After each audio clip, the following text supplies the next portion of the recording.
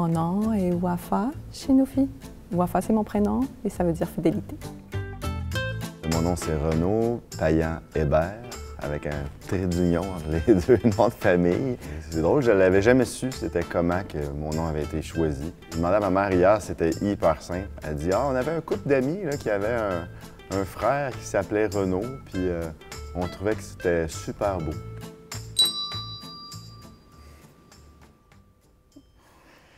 On s'est bien regardé dans les yeux. OK. C'est le moment de voir les objets, je pense. Ouais, est-ce que tu veux commencer ou je commence? Vas-y. Ah oui? Ouais. Bien, souvent, les gens vont dire comme « Ah, Renaud. » Tu sais, Renaud, ça doit être à cause du chanteur. Le chanteur Renaud. Je ne sais pas si tu connais. Non. Ah oui.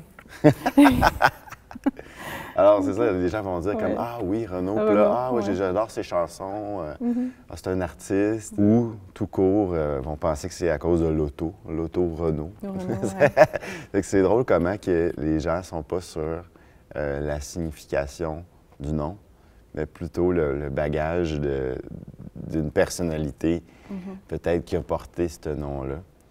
J'ai apporté ça aussi parce que je pense aussi que des fois, bien, ça peut être en lien avec des amitiés. Moi, c'était un objet. C'est la bague de ma grand-mère. Mais c'est en rapport avec mon prénom, Wafa, qui veut dire fidélité en arabe. Pour moi, la fidélité, le sens de mon prénom, c'est pas vraiment l'exclusivité ou l'appartenance, c'est plutôt l'honnêteté et la loyauté. C'est pas mal un peu de tout ça. C'est beau. Ouais. Donc, ça, c'est pour le premier objet. Le deuxième, c'est la photo de mes deux enfants. Je ne sais pas si c'est assez clair, je m'excuse. Je n'ai pas eu le temps. En venant ici, ça fait 2 ans, tu sais que je suis au Canada. Puis mon réflexe, quand j'ai fait mon bagage, mes valises, la priorité n'était pas de prendre toutes les photographies que j'avais. Donc, tout est numérisé pour le moment. Et voilà, ce sont mes deux enfants, Maillard, l'aîné, puis Adam. Wow, je les avais jamais vus. Oui. Ah oui, je vois la ressemblance. Oui. Dans le choix du futur bébé que tu vas avoir, ou même des deux autres, les deux autres ne sont pas nés ici, dans le fond. C'est que lui, c'est le premier qui va naître ici. Oui. Donc, c'était quoi la réflexion? En 2010, on a décidé de venir au Canada. Puis le Québec a été notre choix parce que on est tous les deux francophones. Les valeurs d'ici correspondaient à nos valeurs. Puis ça prend beaucoup de temps. Chez nous, ça a pris 7 ans, qui a fait que ça nous a donné le temps de faire des enfants, de les nommer. Donc ma fille, à ce moment-là, on s'est posé la question, est-ce qu'on veut quelque chose qui soit original ou plutôt en rapport avec notre culture, nos origines. Le plus important, c'était la signification pour nous. On a fait notre petite liste de prénoms. Parmi ces prénoms-là, il y avait Maillard. Comment tu l'écris? M-A-Y-A-R. OK. On ne voulait pas que ça soit compliqué. On ne voulait pas que nos enfants aient à épeler leur prénom à chaque fois qu'ils le donnent. C'est pas la même alphabet, c'est ça que tu me disais. C'est pas la même alphabet. C'est beaucoup plus simple d'avoir un prénom facile à prononcer et facile à écrire. C'est la même chose aussi pour moi. J'ai un nom de famille, pourtant pas si compliqué, mais Payan. Les gens pensent que c'est païen, pailleur, peinant. Mais moi, j'ai choisi d'y donner quand même ce nom de famille-là pour la signification, mais pas le même type de signification. Pour le nom de famille, je parle. Tu vois, moi, c'est Payan-Hébert, donc c'était les noms de mes deux parents. Mais là, on s'est dit, on pourrait faire différent, puis on pourrait donner le nom des deux mères. Parce qu'originalement, au Québec, c'était toujours le nom du père. C'est que là, on s'est dit, bon, mais comment on peut aller plus loin que ça avec les noms des deux mères? On trouve ça intéressant parce que c'est quand même un peu commun. C'est intéressant aussi d'avoir un prénom avec toute une histoire, un bagage et tout, et de pouvoir s'affirmer en le disant parce que pour un enfant aussi, c'est important de... Par exemple, pour Maillard, on pense toujours qu'elle s'appelle Maya. On n'entend pas forcément le R. J'entends Maya aussi. Oui, c'est ça. Mais c'est intéressant de la voir s'affirmer en disant c'est Maillard avec un R. Et ça a été quand même je trouve qu'un impact sur sa personnalité. Donc, quelqu'un qui va pas avoir peur de parler, dans le fond, Oui. parce qu'elle est fière de...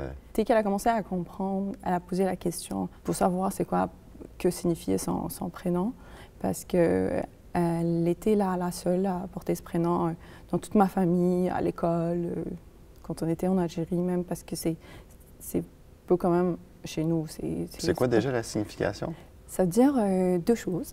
Ça veut dire quelqu'un qui est porteur de bonheur et aussi la lumière de, je ne sais pas comment on appelle ça, mais de la lune. En côtoyant, moi, des personnes qui avaient des noms, qui avaient des significations, je dis, mon Dieu, pourquoi que nous, on n'est pas, quand je dis nous, je parle, moi, ma famille, mes amis, qui vivent au Québec, puis je dis, pourquoi que nous, on n'a pas trouvé d'importance là-dedans, ou je me verrais mal appeler ma fille Source ou Eau douce, mais alors que ça pourrait être très, très beau, ou même Harmonie, on le voit un peu, mais on est moins là-dedans. J'ai l'impression, je prends ce que je veux un peu, mais nous, le nom qu'on a choisi pour mon futur enfant, c'est un nom assez traditionnel, finalement. Au début, on a commencé, nous autres aussi, avec une liste, une petite liste de 3, 4, 5 noms qu'on trouvait bien. Moi, de mon côté, je voulais avoir des noms peut-être un peu plus excentriques.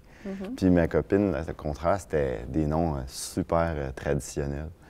J'étais attiré, moi, vers des prénoms de d'autres nationalités.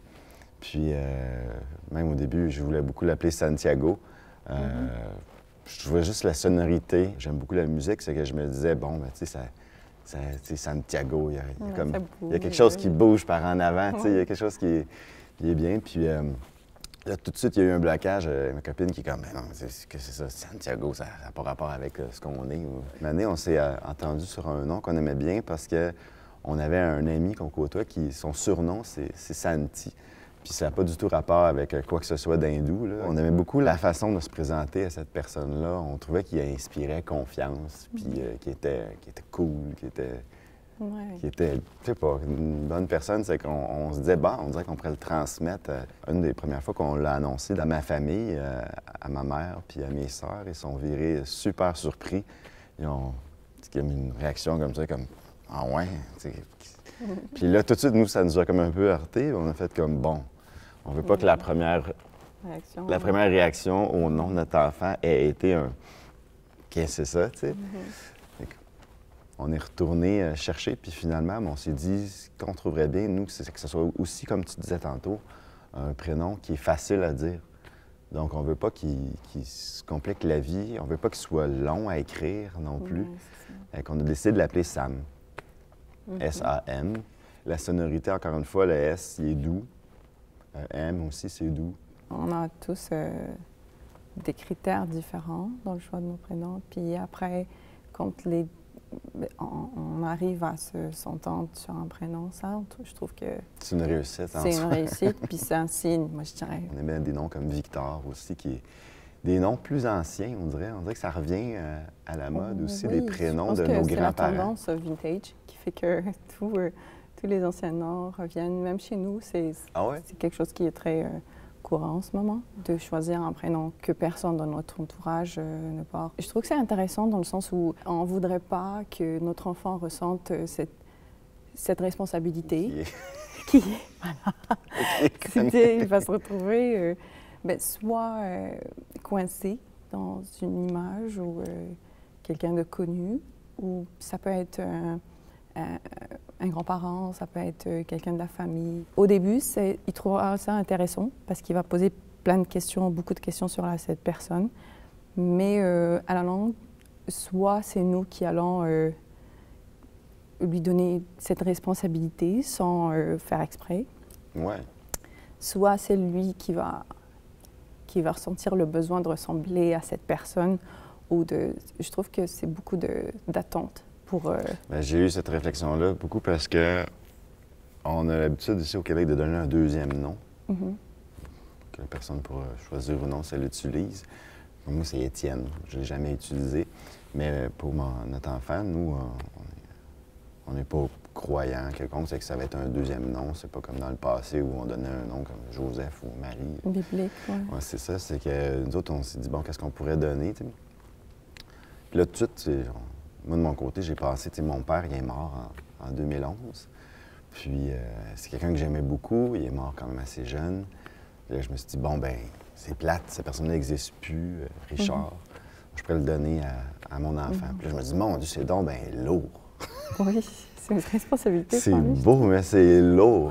Tu sais, puis ma copine était comme, ben non, moi, je trouve ça comme bien, pas oublié. Mais tu sais, moi, j'étais mal un peu. Est-ce que cette personne-là va trouver comme pas ça? J'ai-tu le devoir d'être à la hauteur de Richard ou ben ou va se poser des questions, peut-être que ça va l'intriguer, il va vouloir voir des photos, puis peut-être savoir c'était qui son grand-père. On voulait l'originalité, mais c'est pas juste, c'est pas pour le principe d'être original. C'était pour ne pas associer le prénom de notre enfant à une image de quelqu'un d'autre. On voulait que ça soit pas unique dans un sens égoïste, c'est plus que ça leur permette de construire leur propre image. Ah ben ça, là-dessus, c'est pareil. Ouais. Le prénom de mon futur bébé, c'est Nadine. Pour moi, c'était un prénom arabe, et peu commun chez nous aussi, mais très commun dans le Moyen-Orient, en Russie aussi. Mais c'était dans mon entourage, dans ma famille, tout ça, je connais personne qui s'appelle Nadine. Et je me rappelle avoir dit le prénom à une personne ici au Québec. Et elle a fait « Ah ouais, tu as choisi un prénom québécois. » Et je ne savais pas. Je ne savais pas. Ce qui m'a plu, c'était la signification, ça veut dire espoir. Mais j'ai des amis qui m'ont dit « Pourquoi tu ne l'appelles pas espoir, tout simplement? » Ben, tu veux... Mais c'est ça, je disais tantôt, ici, ça sonne quand même spécial de dire que ton enfant s'appelle espoir. Ben, c'est pareil chez nous parce que nous, on veut que le prénom porte une signification, ou ait une signification, mais sans aller, sans choisir tout simplement la signification en tant que telle. C'est pas premier niveau, là. Oui, non, il faut que ça soit recherché, puis qu'après, quelqu'un te demande ce que ça veut dire, et puis tu te donnes la signification. Je pense que... C'est plus subtil. C'est subtil, oui. Par exemple, pour ma sœur, c'était Mouna, parce que mes parents voulaient 2 filles, 2 garçons. Donc, c'est tout ce qu'ils espéraient. C'est Mouna ou Mouna? Mouna. Mouna, ça veut dire espoir. C'est ce qu'ils espéraient. Ils voulaient avoir 2 filles, 2 garçons. Puis quand ça s'est réalisé, ils voulaient que ça soit représenté par un prénom. Cette signification-là, c'est qui te l'a dit? C'est le dictionnaire. Enfin, c'est vraiment ça, dans le dictionnaire, en arabe. OK, c'est vraiment la signification. OK. Si moi, je déménageais en Algérie, puis que j'avais un projet de famille, je n'essaierais pas de donner un nom algérien à mon enfant.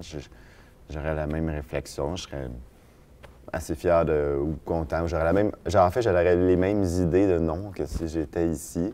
Il y a beaucoup de gens qui viennent, qui sont expatriés, qui viennent travailler en Algérie, puis qui gardent le prénom, puis les prénoms de leur famille, et qui sont très faciles. Puis en Algérie, c'est pas très compliqué parce qu'on n'est pas loin de la culture européenne et des prénoms francophones surtout. Puis au niveau de... Tantôt, tu me parlais des obstacles. C'est sûr que moi, ça me donne le goût de parler un peu de ça. Que les gens soient capables ou non, les professeurs, de nommer le nom de ton enfant. Est-ce que ça peut avoir joué dans les choix? Parce que, je sais pas, je pense à ma sœur qui est professeure, puis que des fois, elle dit, il y a des noms, c'est des défis, tu sais. Elle veut bien le dire, puis c'est pas facile. Ce qui est intéressant, c'est de voir que, par exemple, chez nous, même si même si c'est le même prénom, on parle tous la même langue, mais ça se prononce différemment d'une région à une autre. Tandis qu'ici, c'est très important de dire le prénom correctement.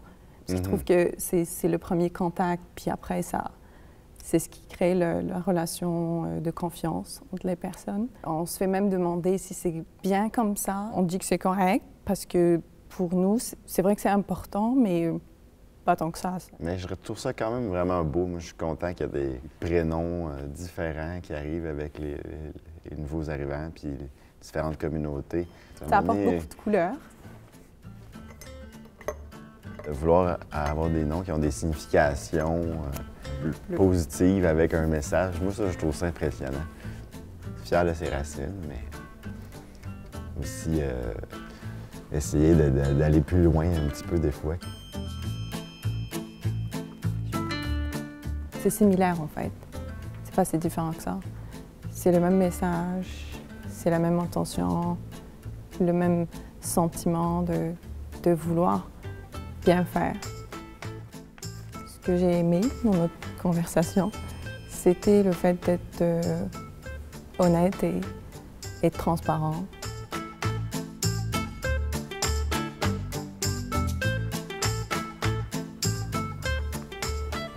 Je te laisse écrire la dernière phrase. Nommer mon enfant, aimer mon enfant et le protéger. S'assurer qu'il soit en sécurité. S'assumer et s'affirmer. Vivre dans le bonheur. Pour son bonheur. Beaucoup d'amour. Et de paix.